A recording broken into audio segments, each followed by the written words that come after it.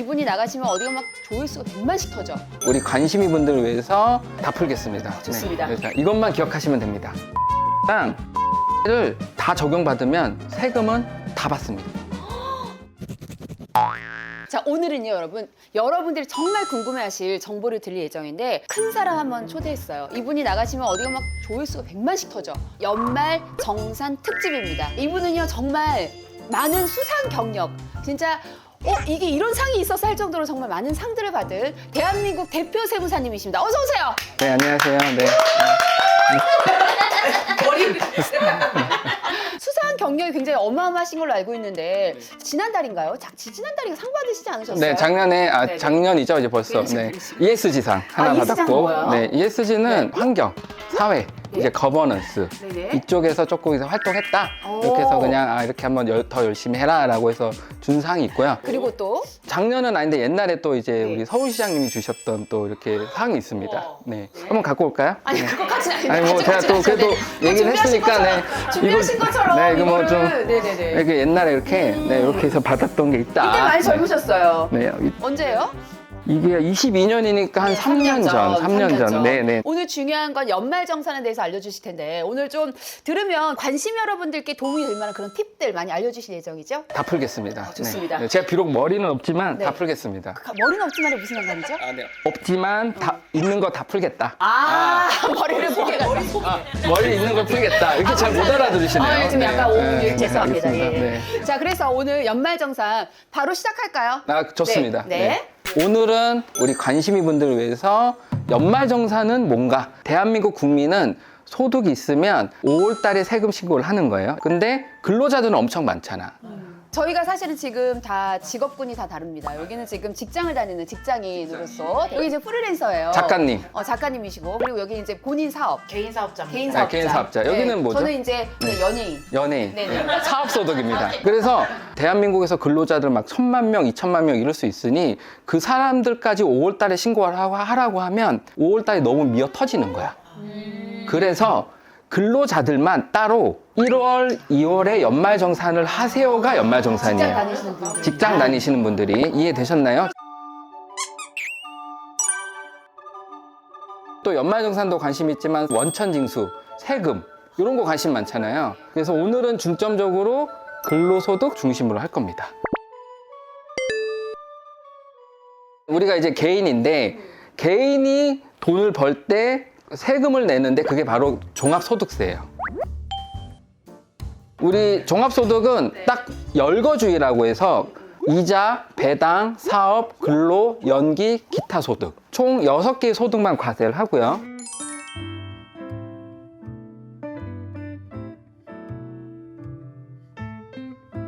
그 중에 근로소득을 이제 공부를 할 거예요. 이사배 근년기로 홍진경 씨 채널에서 굉장히 많이 터뜨리는 거 아니세요? 네. 이사배 근년기.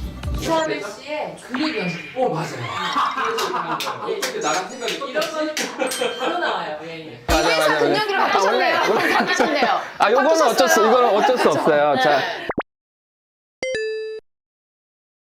강의를 보시는 분들은 근로자들이 많기 때문에 근로소득이라고 하면은 뭐냐면 회사가 9시부터 6시까지 이 장소에서 제가 지시한 업무를 수행해 주세요. 이게 근로소득이에요. 여기서 번 소득이. 내가 내 몸으로 뛰어서 버는 게 근로소득인데 또 다른 게 프리랜서 소득이 있어요. 근로소득하고 프리랜서 소득은 내가 열심히 피땀 눈물. 피땀과 눈물을 통해서 돈을 버는 건데 무슨 차이가 있지라고 생각을 해보면 제가 대학교에 소속돼서 강의를 해. 그럼 제가 대학 교수니까 학교에서 급여를 줄 거잖아요. 이건 근로소득. 근데 똑같은 강의를 하는데 내가 강의를 한번 하니까 너무 괜찮은 거야. 그래서 학교에 허락을 받고 이제 어디 방송국이나 어디 강연한 데 가서 제가 계속 강의를 해. 지속적으로 혼자서 독립적으로 막 이런 걸 하면 그건 사업소득.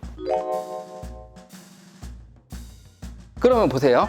그 이지혜가 관종마켓을 한 것도 사업소득. 그건 사업소득. 네. 사업이니까 근로자들이 이제 관심 있을 만한 연말정산을 해야 되는데 연말정산을 하기 전에 이걸 먼저 생각을 해볼게요. 이 근로소득에 대해서 세금을 어떻게 계산을 하는가? 원천징수는 어쩔 수 없이 요 얘기를 해야 됩니다. 국가가 있고 은행이 있어요. 그 다음에 예금자가 있어요. 예금자가 은행에 예금을 해요. 그래서 1억을 예금을 했다고 칠게요. 이자는 1%야. 그럼 연간 이자 소득은 100만 원. 그러면 원래는 사실은 이자 소득이 생겼으니까 국가에서는 14%를 내라고 해요. 근데 생각을 해보면 14%를 내야 될 때 만약에 이자를 받았어. 받을 때 세금을 내보신 적 있으세요? 네, 국세청 가서 내가 내본 적 있다. 없는 것 같아요. 없죠. 그거는 은행이 대신 내주는 거예요. 어떻게 되냐면 기본적으로 원래는 예금자가 결산 이자를 받아서 국세청으로 달려가서 제가 14만 원 내러 왔습니다 이렇게 하는 게 맞는데, 그렇게 되면 12월 31일 날 모든 예금자가 한 1,000만 명, 2,000만 명에 가서 세금 신고하면 이제 국세청이 미어 터지겠죠. 그래서 국가가 어떻게 이렇게 했냐면 은행한테 100만 원을 줄 때 14만 원을 떼고 주라고 해요. 그러면은 은행 입장에서는 14만 원을 가지고 있고 예금자는 86만 원을 받는 거예요. 그러면 생각을 해보시면 예금자가 100만 원을 받아서 14만 원을 납부를 하나, 은행이 14만 원 갖고 있고 예금자가 86만 원을 갖고 있나 똑같아요. 예금자는 내 주머니에 86만 원 있는 건 똑같아. 다만 은행이 한 번에 14만 원을 국가에 납부를 하면 돼요. 대신 납부할 때 신고도 하겠죠? 이해되셨죠? 그럼 국가 입장에서는 신고도 들어왔고 14만 원의 세금도 들어온 거예요.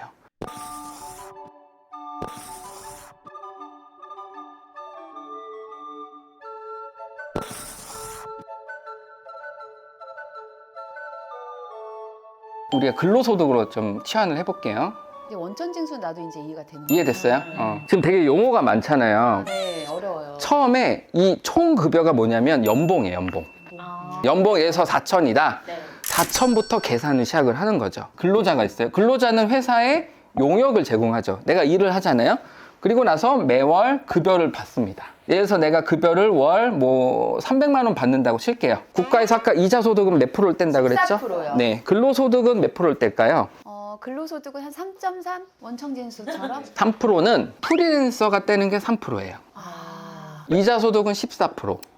배당 소득도 14%. 네, 이렇게 뗍니다. 근로소득은 내가 300을 받으면 300에 맞는 표가 있어요. 그 표에 따라서 떼요. 1,000만 원 받는 사람은 뭐 또 다른... 네, 그걸 표 이름을 간이세액표라 그래요. 맞아, 들어왔어. 네, 그래서 간이세액표에 따라서 떼는 거예요. 완전 이해됐어. 간이세액표 예를 들어서 300만 원이 10만 원을 할게요. 그냥 계산하기 편하게. 근로소득은 매달 받잖아요. 1월 12월 31일 아니면 1월 말에 급여를 받자마자 국세청에 달려가야 돼. 달려가서 제가 월 300이니까 10만 원 내려왔습니다. 이렇게 해야 되는데 회사한테 회사야. 떼고 줘라. 맞아요. 300만 원 다 주지 말고 10만 원 떼고 주세요. 그러면은 근로자는 290만 원을 받는 거예요.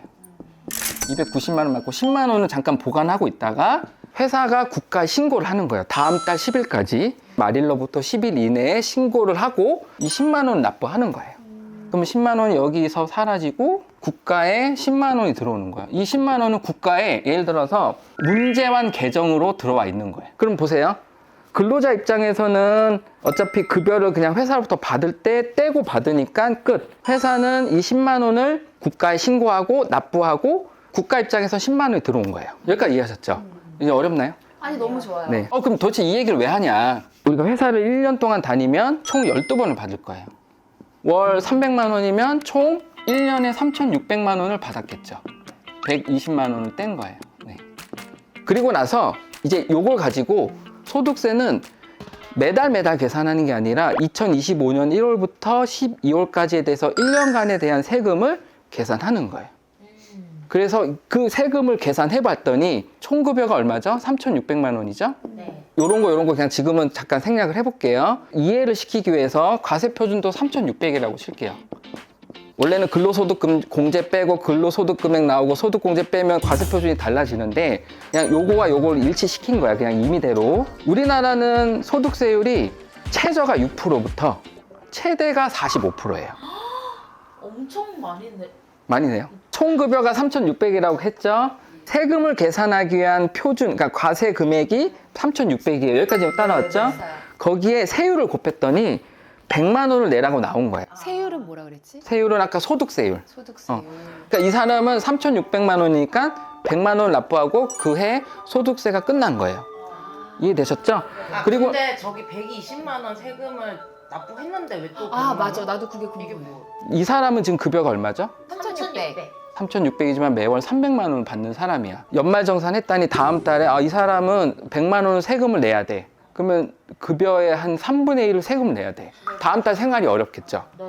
여기 보시면 세액, 감면, 공제 이런 거 없다고 치고요. 결정세액도 100만 원을 칠게요. 여기서 기납부세액이 있어요. 기납부세액. 미리 납부한 세액은 차감을 해주는 거야. 우리가 얼마 납부했죠? 20만 원. 맞아요. 우리가 사실은 우리는 몰랐지만 우리는 이미 매월 회사가 나한테 조금씩 10만 원씩 떼서 국가에 납부했고 국가에는 내 이름에 된 계정에 120만 원이 현재 쌓여 있는 거야. 미리 납부한 세금. 그래서 그 세금을 여기서 반영을 해주는 거예요. 그러면 이 사람은 25년에 100만 원을 이제 납부해야 돼요. 최종적으로. 네. 근데 봤더니 방금처럼 이렇게 화를 내는 거야. 아니 내가 그때 마음입니다. 100만 원보다 더 많이 냈잖아.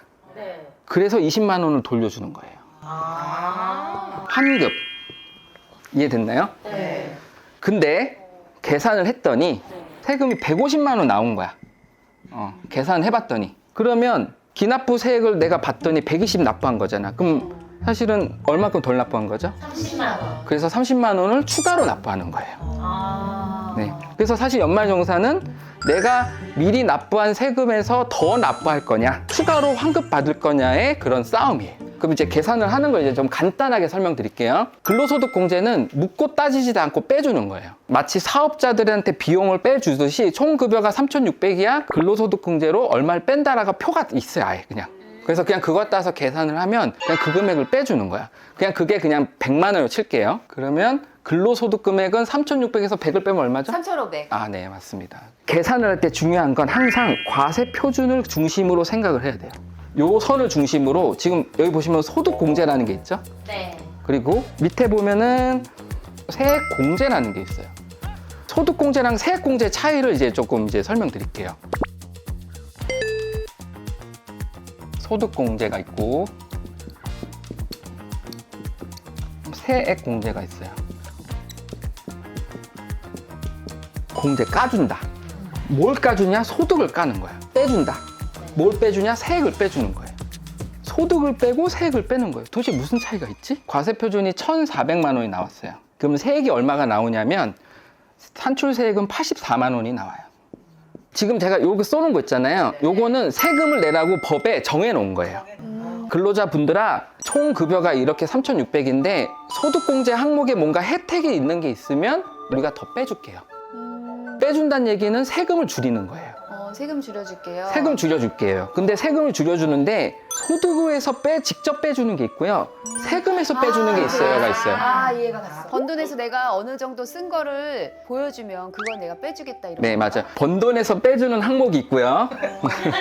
그 계산된 세금에서 빼주는 게 있어요. 아, 이제 이해됐어. 이해됐어요? 네. 그러면 얘와 얘의 차이를 조금 이제 이해를 해야 돼요. 오케이, 잠깐만. 그럼 소득공제는 뭐가 있냐요? 제가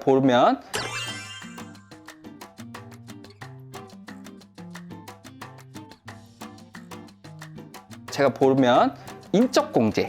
사람을 중심으로 그 가족이 있잖아요. 왜냐면 우리가 이 가장이 돈을 벌었어요. 근데 이 가족 구성원에 따라서 뭔가 조금 더 혜택을 줘야 되는 게 있으면 그치, 아이가 많고. 아이가 많거나 아니면 뭐 장애인이 있거나 뭐 경로 우대자가 있거나 뭐 아니면 한부모 가정이라든가 아니면은 뭐 이제 이런 부녀자 공제라든가 이런 것들이 해당이 되면 조금 더 빼줄게. 라는 게 인적공제가 있고요. 그다음 연금보험료 공제가 있어요. 연금보험에 가입하면 빼줄게. 그다음 특별소득공제라고 해서 건강보험료 낸 거 있으면 그거 빼줄게. 그러면은 각각에 따라서 항목별로 소득공제로 빼주느냐 세액공제로 빼주느냐가 차이가 있습니다. 설명을 한번 해볼까요? 네네. 네, 그래서 내가 소득공제로 아까 150만 원을 뺀다 그랬잖아요. 그럼 내가 3,500인데 예를 들어서 150을 빼면 얼마죠? 3,350. 3,350만 원이잖아요. 그럼 여기에 이제 세율을 곱하면 394만 5천 원이 됩니다. 정확히 말하면 이 구간은 15% 구간이기 때문에 15% 정도 빼주는 거예요. 소득공제는 뭐냐면 내가 100만 원을 빼면 그냥 그 사람의 세율에 따라서 그냥 혜택이 바뀌는 거예요. 이 사람이 만약에 6% 구간이면 6만 원을 빼주는 거고요. 이 사람이 만약에 45% 구간이면 45만 원의 혜택이 있는 거야. 그럼 만약에 세액공제로 100만 원을 빼준다? 이 사람의 세금을 그냥 100만 원 그대로 다 빼주는 거예요. 우와. 그러니까 같은 100만 원을 뺄 때 소득공제로 빼는 것보다는 세액공제로 빼는 게 훨씬 효과가 크겠죠? 네. 이해되셨나요? 네. 소득공제는 그러니까 세율을 적용하기 전에 빼주는 거고, 세액공제는 세금을 계산하고 나서 빼주는 거예요. 소득공제랑 세액공제를 다 적용받으면 세금은 다 받습니다. 그럼 다 받으면 꿀이네. 다 환급. 하지만 소득공제도 한도가 있습니다. 그리고 세액공제도 어느 정도 이제 한도들이 다 있기 때문에 어쨌든 최대한 이런 절세를 받기 위해서는 그 각 항목별로 내가 적용할 수 있는 게 뭔지 알아두시면 나쁘진 않죠.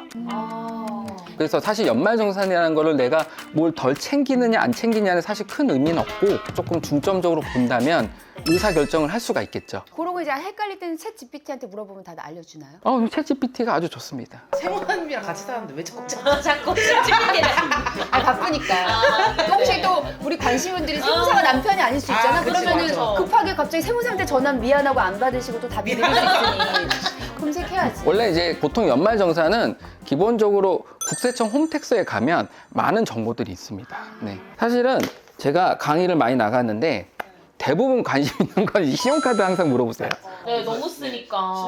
왜냐하면 생각을 해보시면 직장인들은 대부분 신용카드밖에 없거든요. 네. 그래서 요걸 이제 제가 설명드리면 기본적으로 이 신용카드 공제를 받기 위해서는 총 급여액의 25%를 이쓴 금액을 초과해야 됩니다. 3,600만 원이면 기본적으로 25%면은 얼마죠? 900만 원 아니에요? 900만 원이에요? 그러면은 900만 원을 일단 넘게 써야 돼. 그러면 900만 원 넘고 나서부터 이제 요걸 이제 보는 거예요. 그중은 이제 신용카드는 15%, 직불 선불은 30%, 현금 영수증 30% 이렇게 적용이 되는 거예요. 쓴 금액별로. 아, 그럼 세무사님 15%가 안 넘으면은 직불 현금 영수증 이것도 다 상관이 없어요? 기본적으로 25%를 초과해야 돼요. 이거를 적용받기 위해서는 자 신용카드, 직불카드, 선불카드, 현금 영수증 사용액 합계액 중 총 급여액의 25%를 초과하는 금액의 15에서 40%를 소득공제해 줍니다. 뭔 전부 다 말인지 합쳐서. 네네네 그렇게 보시면 돼요. 그래서 이 순서대로 쓰시면 돼요. 그래 이왕이니까 전통시장에서 쓰면 좀 낫겠다. 전통시장과 근거를 전통시장에서 현금 영수증을 받으라는 거예요? 아니면 전통시장 쓴 건 어떻게 알죠? 신용카드를 긁든 현금 영수증을 발급받아야 국가에 기록이 남으니 계산이 될 겁니다. 오케이. 네. 그래서 이 정도만 이해하시면 되고요. 근데 내가 세금을 절세를 받겠다고 소비를 더 많이 하는 건 비추. 이왕 쓴 김에 이렇게 혜택을 받겠다는 거지 절세 목적을 위해서 이걸 과소비를 한다. 이제 이건 조금 아닌 것 같습니다. 네. 자, 그럼 이제 여기서 이제 두 가지를 빼줘요. 세액에서 감면을 해주는 게 있고요. 세액에서 공제를 하는 게 있어요. 감면은 뭘까요? 감면. 똑같이. 깎아주는 거. 맞아요. 감면을 해주는 거는 빼주는 건데 얘는 가장 강력하게 이제 절세 효과를 볼 수 있는 게 중소기업 취업자에 대한 소득세 감면이 있습니다. 저희 돼요. 저희 회사. 내가 다니는 직장이 중소기업이면 그리고 이제 내가 청년이야. 그러니까 60세 이상이거나 장애인이야 또는 경력 단절 근로자야. 그러면 청년인 경우에는 현재 90%까지 감면받고요. 뭐에? 산출세액에. 세금의 90%를 깎아줍니다. 거의 안 내네. 청년은 90%, 그 다음에 60세 이상이거나 혹시 장애인이시면 70%, 그 다음에 경력 단절 근로자는 70%입니다. 다만 다 해주진 않아. 한도가 있어요. 결국은 다 200만 원 정도의 한도가 있다라고 보시면 될 것 같습니다. 그 소득세 감면을 회사에다가 신청해달라고. 맞아요. 네, 맞습니다. 여기 보시면 감면을 신청하는 방법은 근로자는 중소기업에 감면 신청서를 제출하셔야 되고요. 중소기업은 관할 세무서에 또 그걸 신청하셔야 됩니다. 그래서 회사도 챙겨야 되고 근로자도 본인이 챙기셔야 됩니다. 그럼 이제 우리가 세액 감면에 대해서는 크게 봤어요. 세액 공제는 뭐가 있냐? 자, 이것만 기억하시면 됩니다. 네. 세액 공제.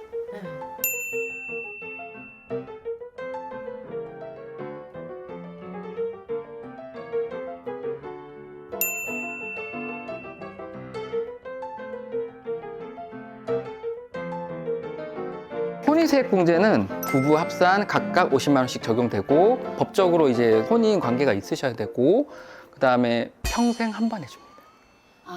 네, 평생 한 번 해주고. 근데 만약에 옛날에 완전 이거 혜택을 받기 훨씬 전에 한번 갔다 왔는데 이번 시기에 딱 걸리면 한 번이잖아요. 네. 그럼 되는 거잖아요. 24년 1월 1일 이후 혼인 시점부터 봅니다. 그래서 혼인세액공제나 기타 뭐 여러 개 보험료 세액공제 이런 것들이 다 있으니 세부 항목은 찾으시면 됩니다. 지금 말씀드린 건 이 강의를 통해서 연말정산을 왜 하는지 그다음에 연말정산에서 어떤 걸 이렇게 봐서 내가 챙겨야 될 수 있는 항목들이 뭔지를 보시면 오늘 강의의 목적은 끝난 것 같습니다. 이게 근로소득의 핵심인 거고 세액공제, 세액감면, 소득공제만 잘 챙기셔도 세금 한 푼도 안 내실 수 있습니다. 연금 저축 관련해서는 할 얘기가 사실 많거든요. 요새 미국 주식 많이 하잖아요. 네. 미국 주식과 그다음 ETF, 그다음 연금 관련된 뭐 계좌들 어느 정도 절세 통장을 활용을 하는지 이런 것도 할 수 있어요. 이게 제일 너무 궁금해요. 요즘 찾아보는 거. 요거 이제 다음 주제로 아마 관심 많을 거예요. 오늘 어떠셨나요? 아니, 오히려 묻고 싶어요. 오늘 네. 어떻나요? 저는 정말 너무 쉽게 설명을 해주셔서 상 받으실만 했구나라는 생각이 들고 내년도 상 받으셔야죠. 더 열심히 하셔야 될 것 같아요. 네, 열심히 하겠습니다. 네네. 네. 우리 관심 여러분들 오늘 정보 제대로 활용하시고 5월에 종소세 시즌에 또 사업자 소득 그리고 그 절세를 해서 그 남은 돈을 어떻게 재테크를 할지 S&P 같은 거, 이 ETF S&P? 맞아요. 이런 거 설명드릴 예정이니까 많은 사랑 부탁드리도록 하겠습니다. 자, 밉지 않은 관영언니 재밌게 보셨다면 구독, 좋아요, 알림 설정 필수. 고고 띵.